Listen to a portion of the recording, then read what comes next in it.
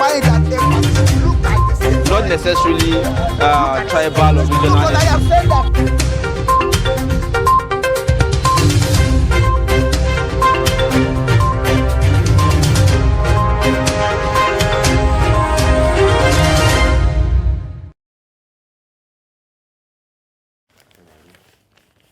All right, welcome back and thank you for staying with us. Now it's time for the newspaper review, and we'll begin by taking a few front pages from the national dailies. We'll start with Daily Trust, the newspaper. We have the lead story on Niger that says Nigerians kick as ECOWAS orders deployment of troops. Writers says force threat must be withdrawn. This is attributed to Jega, Agway and others. It's about collaboration and unity, says Tinubu. Will be at the receiving end, experts warn. Bazoum will be killed if we're attacked, says military rulers. And you can find details of that story on page 4. We also have Tribunal sacks Kano NPP rep over certificate forgery. Hike in interest rate hurting economy, Institute tells CBN. Kano woman sues boyfriend for dumping her after spending almost a million naira on him. We also have Niger owes Nigeria 4 billion naira for power supply, says NERC. 21 killed as gunmen attack Plateau community. And ASU knocks federal government over dissolution of universities' governing councils. These are some of the stories on Daily Trust. All right, we'll move to the Vanguard newspaper this morning. From the top there, it says Nigeria's oil production declines 13.6% to 1.8 mbpd. We have Southeast governors and representatives. Army move against insecurity. Why Naira is depreciating. You'll find this on page 20.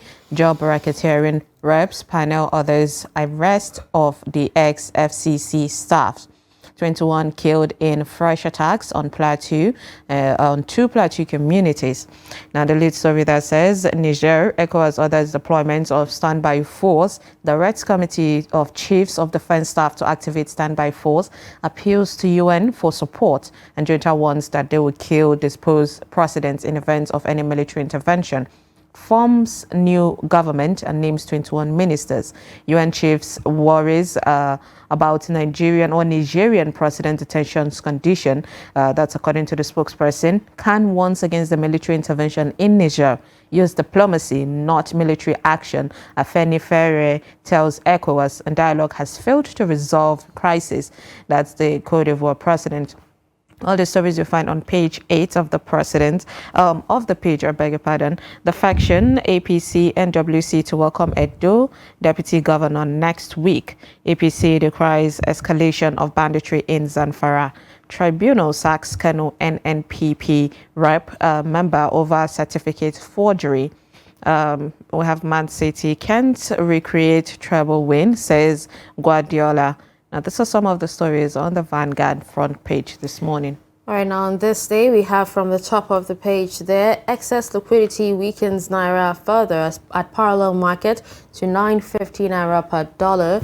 Official parallel market gap widens to 169 Naira. CBN resumes OMO auction. IMF says Nigeria's economic policy is too loose to support nation's currency. Apex Bank recorded over 103.85 billion naira profit in 2022. Now we have illegal possession of firearms. Court fixes August 15 to hear Emefiele federal government's applications. Below the mast there, UNICEF advocates for 6 months paid maternity leave for working nursing mothers. Tinubu rejoices with doyen of accounting. Akintola Williams at 104. Now, the lead story still talks about Niger as ECOWAS deploys troops and they're ready for diplomacy and peace. These are some of the stories on this day. We'll move to the Punch newspaper.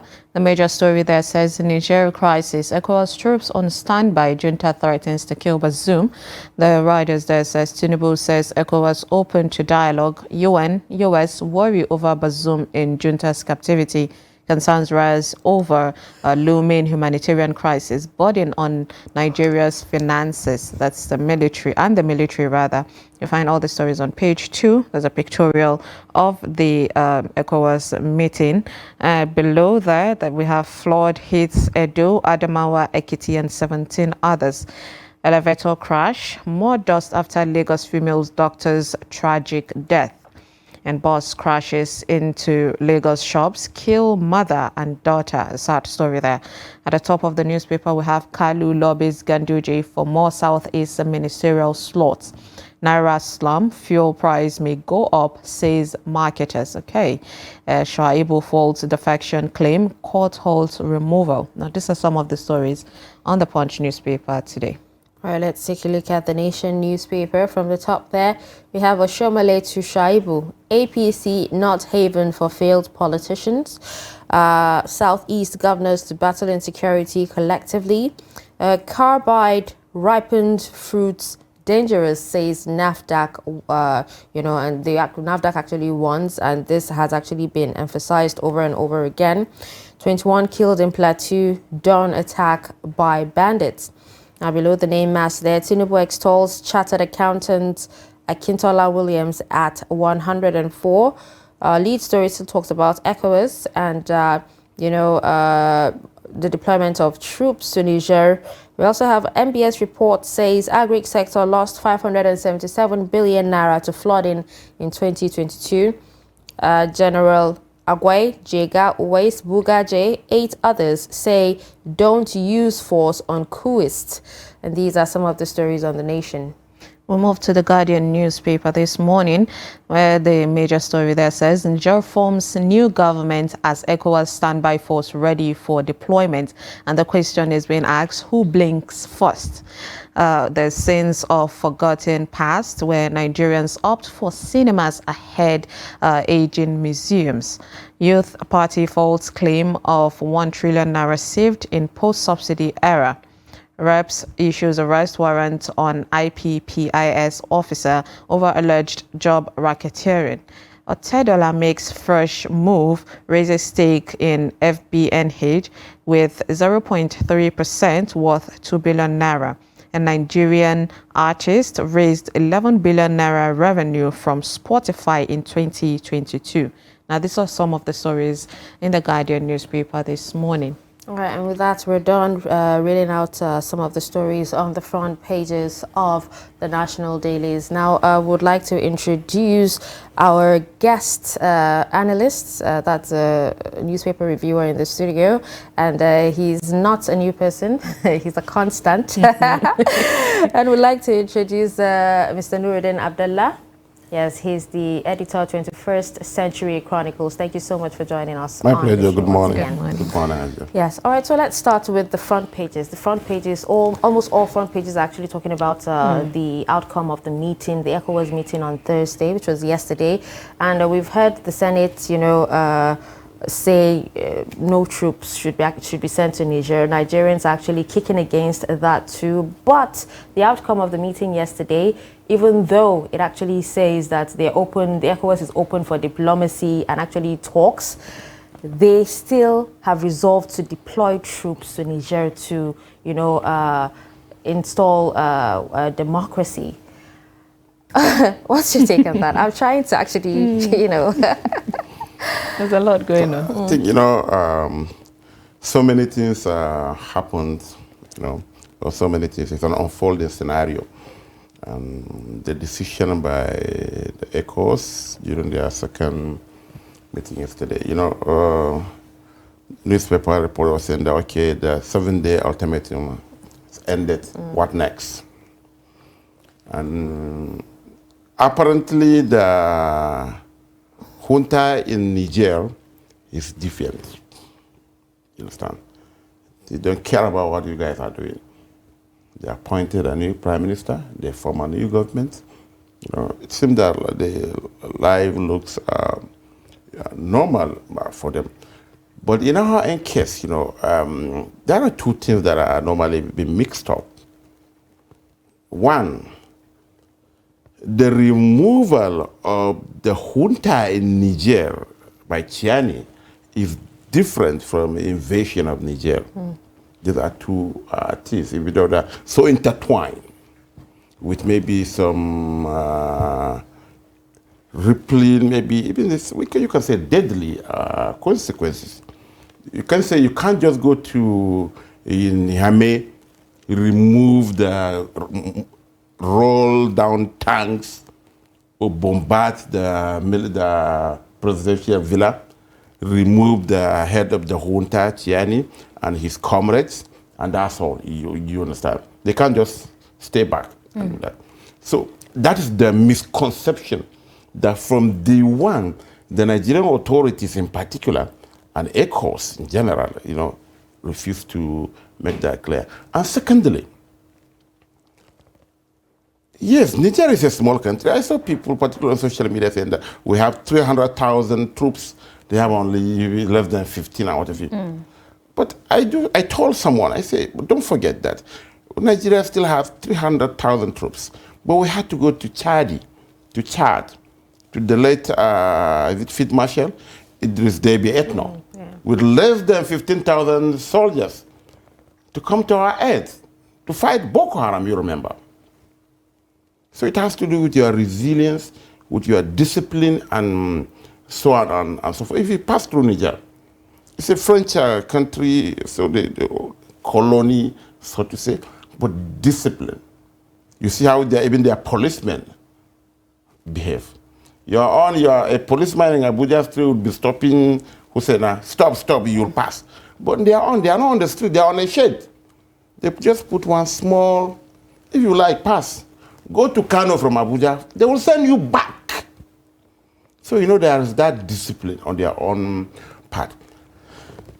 Another issue that many, particularly the ECOWAS guys, don't give attention to, and why many Nigerians, experts on what to feel, from the north and the south, I say, yes, Nigeria may look small. Yes, compared to ECOWAS, compared to Nigeria. But you remember what happened in Libya? After NATO removed Gaddafi, it aggravated the insurgency in Nigeria because, Gaddafi was a strong man. He has bunkers of ammunition and what have you. And what happened to it? Insurgents, Boko Haram, ISIS, ISWAP, rebels, we have the Azawad in Mali, what have you, just proliferated the insurgency across Africa. President Buhari, on several occasions, has attributed the resurgence of insurgency in Nigeria to what happened in Libya. And now we are going to Niger. Niger is, when you talk, they have the largest landmass in Africa. 99.9% desert. We had 1,600 stretch of border with them across 7 states. How are you going to handle that? That is the implication that many people don't look at it. By the time you attack, are you not creating a new center, a new ground zero for all terrorists to mass in and leverage on that opportunity to further launch attacks on the Sahel? And let's not forget the masses, that will be caught up in between this. That is another thing. Presently, hundreds, if not thousands of trucks are stranded across the border. In and out. Look at Trucks that. containing food. In implication.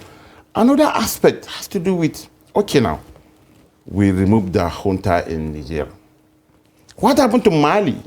They are part of ECOWAS, or before now. What happened to Burkina? They are part of ECOWAS. What happened to Guinea? They are part of ECOWAS. Where was ECOWAS? When, the junta took When the junta in Mali took over, they did it in Burkina. When Mamadi Doumbouya in Guinea did it. Okay, is it now Niger that? No, I think it's becoming to dawn on them that if we don't stop this now, then it's going to continue, But the funnest part of it? On the telly just now, I saw Fore Yasimbe Yadema, the Togolese leader. When his father died, his father was a despot, everybody knows. The boy, his son, took over. The first messenger sent by ECOWAS to the junta in Niger was Mohammed Idris Deby Itno. His father died on the front line. Instead of handing over power to the speaker, they brought the son and he stayed put. So the way Ibn ECOWAS look at it is on democracy. I saw Alassane Ouattara. The ECOWAS peer review mechanism said that you cannot change electoral laws 6 months to election. Okay, He did. He amended the constitution and went for third time. all right, so what about the junta in Niger appointing a prime minister, they say? You know, that's is it finance and economy minister? What I'm saying is this, the junta in Niger is different, one, and they have their reasons. Yes, they are relying on they have the uranium, even though we have American base in Agadas, we have the French forces in Agadas, protecting the uranium. Yes, what ECOWAS is doing, many Nigerians don't share that idea. They're tired of France. France got more than 1/3 of its nuclear power from uranium. They power their nuclear power with 1/3. They got it from Niger. And Niger is the poorest. The Nigerians are angry. So that is it. They are not getting anything in return. No roads, no anything. So do a referendum in Niger, whether they are in support of the junta or not. So these are some of the issues. That's why they are moving ahead, as far as they are concerned. And why is it so? They are raising the stake for negotiation. That's why they are quick. They do things in a very quick. Now, when finally they agree to come to the table, you said that they should reinstate Bazoum. Very, very unlikely. Very, very unlikely. At worst, they will give a timetable. They will calendar the transition. Yes, AU, yes, ECOWAS, we are tired, we will do a referendum. Let the Nigerians speak. Another democratic process. Exactly. Maybe they'll say in 6 months, in 1 year, in 2 years, and provided they will give access to the Western powers, to the uranium mines, they can stay there as long as they wish. So President Tinubu is caught in that way, you understand? And the decisions made by ECOWAS, military action, I know at the beginning, wasn't the situation. You cannot separate Niger with northern Nigeria. That's a fact. We have 1,600 borders. Boko Haram was exacerbated, aggravated their attacks because they got weapons from Libya. How many kilometers? Not to talk of a state that you have border with. Look at the rebels. Look at ISIS, ISWAP, whatever. They will just flock to Niger, use the opportunity, cause havoc. And look at, who will even fund the deployment? It's cheap talk. Who will fund it? Ghana? Gambia? Ivory Coast? Togo? Benin? No. When Nigeria intervened in Sierra Leone and Liberia, 90% or more was funded by ABB, ECOMOG. Who will fund it? That is why he has to go, the President Tinubu has to go to Senate, because he needs money. And look at even the economic condition in the country. We shouldn't be carried away, you understand, by the Nigerian. Yeah, we have to safeguard democracy, but the people have a choice. You understand? There is no state in Nigeria without military deployment. Where are you going to plug them from? Is it from Southern Kaduna? Is it from Birnungari? Is it from Zamfara Katsina, Sokoto? Or is it from Maiduguri, Yobe, or Adamawa? Or is it from the southeast? And how many do we have in South? The state with the lowest deployment, I think, is the southwest. Why are you going to flog them from, or not send them to Niger? All these are dynamics. What the ECOWAS, as they meet and take tea and talk, what their citizens need is good governance. Provided there is no good governance, people like Chiani, Mamadi Doumbouya, Sekou Touré, and what have you will still come, and they will be supported by their citizens. Yeah, people are saying there is no much resistance, from the Nigerian. No, he's just a gas brigade guy. All the military formations, the army chief supported him. The chief of defense staff supported him. And look at the street. People are celebrating him. And more importantly, because of the neo-colonialist tendencies of the France. Everything about these French countries is France, France, France, France. They get uranium, but Nigeria is the poorest. It's not balanced at all. All right. Thank you so much for your analysis this morning, Nuruddin Abdallah. As always, we appreciate you taking time out to be here with us. Thank you very much. All right.